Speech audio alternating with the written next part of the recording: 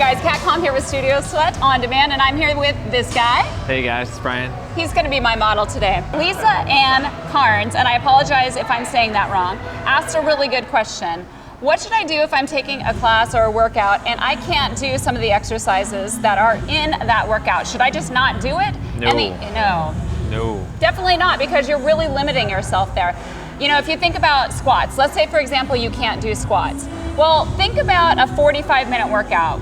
What percentage of that is going to be squats, like a spin sculpt workout?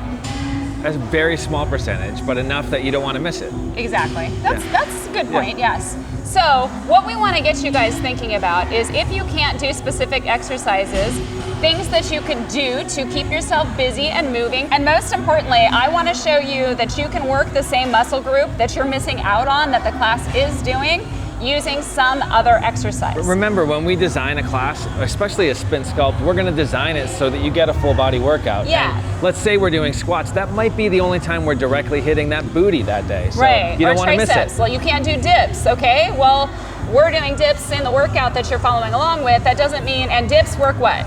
Your triceps. The triceps, okay. So what's another exercise that you can do for triceps? Well, we have weights here, so there's a couple things you could do. You could do tricep kickbacks. So depending on the size of your weight, if I'm doing a kickback, I'm just gonna have a slight bend in my knees, arms locked here, and I'm gonna kick the weights back. And if you notice, my arms are locked in.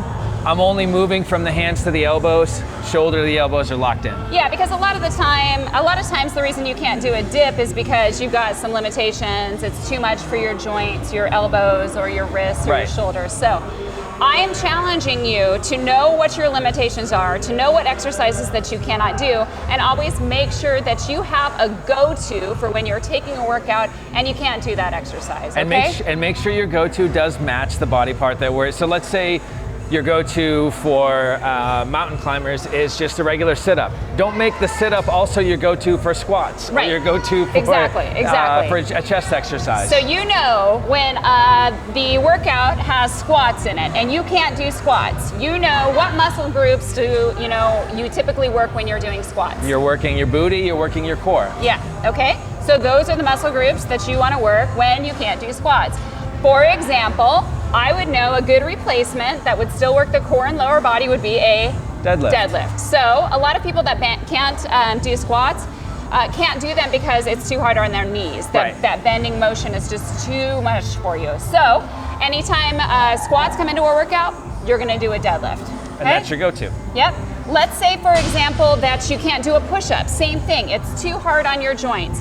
Push-ups primarily work, I'll come down here with you. Your chest. Okay, so if the class is doing push-ups, I'm going to do either a chest press, or if I want to make it a little harder, I'm going to spin the weights in and do a chest fly. Yeah, because you in advance have looked up push-ups. I can't do a push-up. What primary muscle group does it work? Chest, and now you got your go-to. There you go. Okay? All right, hey, stay down. Let's stay down. What if you can't do a plank? You can't be in the prone position because it's too hard on your joints. Sure. What are some alternatives? First of all, I look up plank and I see the main muscle groups that I'm working when I look up plank. Your abdominals. Okay, right? Yeah. Your core, your midsection. So the class is doing a plank. What are some things that you might do instead? So you could get on your back because that prone position is the thing that you're trying to avoid. Get on your back and you just take it to a simple crunch. So lift those shoulder blades off the ground. If you want to get a little bit of oblique action involved, lift up those legs and take it into a bicycle side to side. What if they're doing a side plank? Right, they're doing a side plank. This is a great alternative. This is a good alternative because you want to get those obliques involved, side to side on that bicycle. Yep. Now, there's a lot of people that can't do plyometric moves, and let's say that your workout has plyometrics in it. Let's say, for example, the class is doing squat jumps. Yeah. If the class is doing squat jumps, what's a good alternative? Well, you want to still get the squat involved, and so if you can do that squat, a good alternative is to go into that squat, and as you come up out of it, add the high knee, and then alternate side to side. So you're adding the squat and bringing it up into the high knee. And you can get your heart rate really amped up doing that. Totally, and you're doing an explosive movement. So a squat jump is an explosive movement.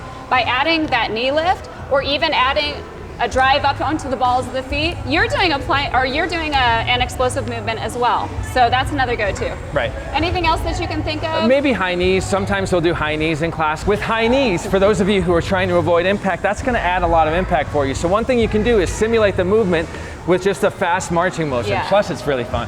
Plus it's really fun. It's really fun. Great. All right, so once again, I'm gonna repeat it the last time, I promise.